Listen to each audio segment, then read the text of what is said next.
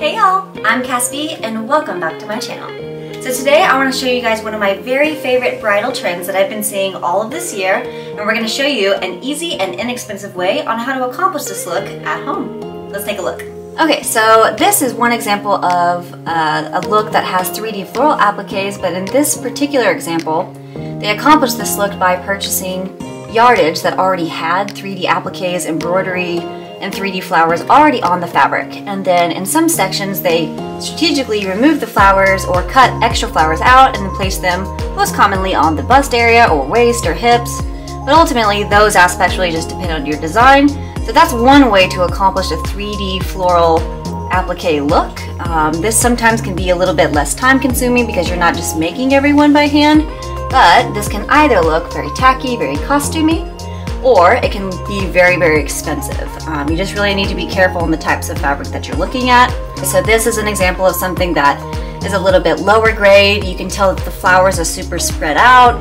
This is an embroidery style that will actually unravel really easily. Usually the white or off-white option either looks super beige or an optic white, which often shows up really blue. Overall, very inexpensive, and it'll translate that way. What you're going to want to do instead is look at something more like this. So this is actually the look that totally inspired me, and I wanted to start trying out different techniques and methods on how to make this type of flower. There's a lot of different ways to do it. A lot of people will use different heating tools, heat guns, you can press it. A lot of designers will use really expensive silks and satins. Whatever fabric you're going to use, you just need to make sure that it has some kind of synthetic polyester in it, because a plasticky fiber content is going to have a low melting point and will allow you to sculpt and burn the edges that will give you a much more organic petal shape. So this is really the look that I'm going to be showing you guys how to accomplish today, or at least something similar to it. You never want to just straight up copy what another designer has done. Always a tasteful interpretation shows your creativity as an individual, but also showing appreciation to the person who obviously did it first. So this is what we're going to be working on today. Now let's talk materials. Alright, so I said let's talk about materials. Let's take a look at what you're actually going to need to start constructing these really beautiful petals. So obviously a pair of fabric scissors. It takes forever to cut fabric out with other scissors, so fabric scissors specifically for real, or you can just get brand new craft scissors, either way. And then you're going to want to have your fabric. I have chosen today a sheer voile. I usually use a matte organza, really, really beautiful. It has this gorgeous, clean, delicate, feminine finish. The matte organza can be really, really expensive. You're looking at a price jump from the pearl or crystal organza, which is what you most commonly see in stores. That's very inexpensive. It's usually like $1 a yard. It might be $3 a yard. Matte organza, because it looks more expensive, it makes sense that in turn the impact is. So you're usually looking at cheapest to be $18 a yard all the way up to like $45. So for client work, that's usually what I use. But when you're doing it at home, when you're trying out new techniques, or just making something fun for myself, I use a sheer voile. So I got this fabric from Fabric Wholesale Direct, and I like using this because it is inexpensive and they have a lot of different colors available. So sheer voile is what we're going to use today. It has a low melting temperature and it's going to curl really nicely whenever we heat it up, which we will transition into our candle. It's actually better to use a new candle versus something that's halfway used, just because you'll find that it's harder to dip your petals down into the candle versus just holding it right over top. But this is what I have today. Doesn't matter if it's scented or not scented, but if it's scented, make sure it's a scent that you like, because the fabric will totally pick that up. So lavender is actually my favorite scent, so we're going to use this today. And then of course you're going to need a lighter or matches, whatever you want to light your fire with. And then I like to use tweezers to dip my petals down into my candle because it's slow and I'm not interested in burning my fingers off, but that's just my 2 cents. Okay, so we have our fabric, and the easiest and fastest way to cut out a lot of pieces at a time is by layering it again and again and again.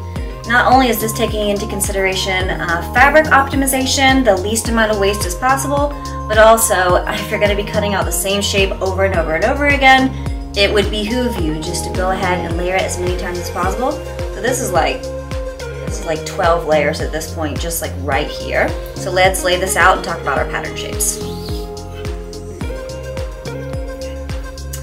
So I'm going to cut a little small piece off of this so that I can just show you essentially what you're gonna do. Okay, so it's also a good idea to pin down the outer edges of your fabric just so that all your layers actually stay together. Now let's talk about the types of shapes you're going to be cutting out.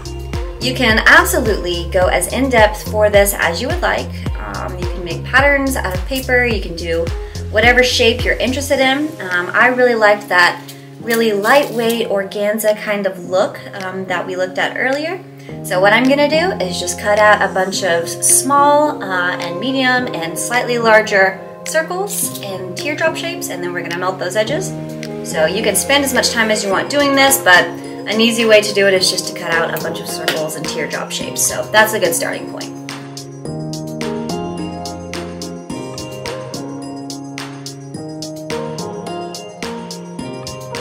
So what I've gotten cut out is essentially a bunch of these discs. You see that in just a few minutes. I was able to cut out all of these petals. They're just like little flat pieces just now. One thing that you really want to keep in mind is that with cutting these, it doesn't so much matter if you end up with a pointed edge. You just want to make sure that your cuts aren't super jagged, because when you dip it down into the flame of the candle and it starts to melt the edges, if it's super frayed, it'll curl the pieces up and you'll end up with all these gross black sticky looking edges around the outside, which is not what you want. That's not how flower petals look. So cut it as smoothly as possible. Some of them are teardrop shapes. Some of them are much more like circular. Essentially, whenever we end up melting them, we're gonna want them to look a little bit like this. Then I'm gonna show you how they curl up just super nice and cute. And then I'm gonna also show you what happens if you leave it in the flame too long. So I've got my candle and I've got my tweezers, and so now that it's lit, I'm gonna just kind of take it and very carefully dip it down into the edge of the flame just enough to where it starts to shrink up like this. You're gonna start to see it kind of curl inwards. It's okay if it kind of curls differently because you're really wanting a natural and an organic shape. No petal looks the same, right? So I'm dipping it down and it curls, dip and curl, dip and curl, dip and curl.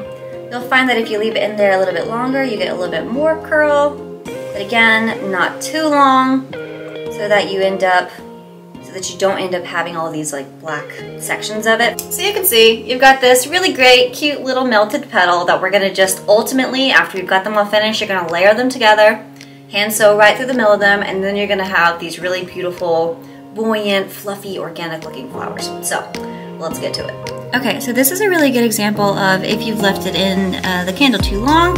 It looks nice, but you definitely have these little black edges. I don't know if you can see this. Yeah, so there they are. Really not cute.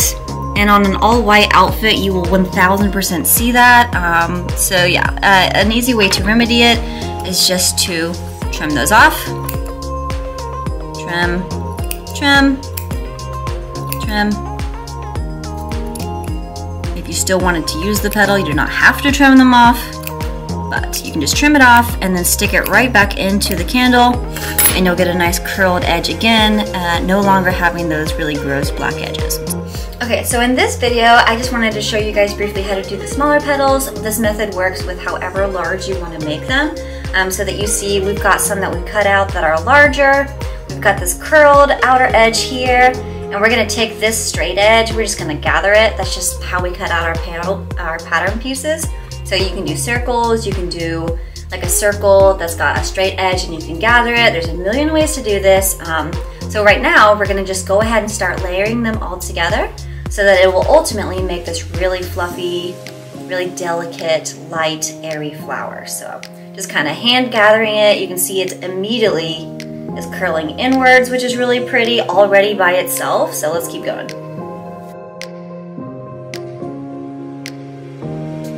I'm starting with my larger pieces and just gathering a few of them so that I can just layer them all together. Easy peasy. You do not need to do this by hand. You can actually shove it all through your sewing machine. You don't even need to pin it. You just can kind of crank it up, keep going around, and then ultimately after you've got several panels, we've got 3 done so far, let's do maybe 2 more. And then it's really easy just to do a quick attack, or you can do it by hand, or you can just put it through your machine and just do a forward back stitch a couple times, just to create a little tacked section in the middle, and it holds it all together, easy peasy. So now that we've got those together, we're gonna just layer them on top of each other, and then we're gonna grab our smaller pieces, stick them in the middle for the center, and you're gonna see this come to life very quickly. Now I'm just layering in my smaller petals to create that really pretty bulb at the center, and everything kind of curls around. Since it's not actually sewn down together, again, one tack right through the center is really gonna achieve what you're wanting to. But you can see, even without doing any sewing, it's got all these really great curves and curls. You can mess with it however you want. After you've already got a bunch of these, you can place it however you like on your outfit. So just make a ton of them. You can make some smaller ones together. You can see really quickly, like just layering them already creates this really pretty little bulb flower that you can just kind of place around the outer edges. So a lot easier than you might think. Very quickly, you get this really beautiful end result. Alright y'all, so that's the end of the tutorial for today. I hope you found this video fun and interesting just as much as I did. And if you would be interested in seeing more types of flowers put together with a fabric type or making them ourselves, that's definitely something that we can do. So please leave your thoughts and suggestions in the comments section. And of course, as always, don't forget to like and subscribe, and we'll see you guys next week.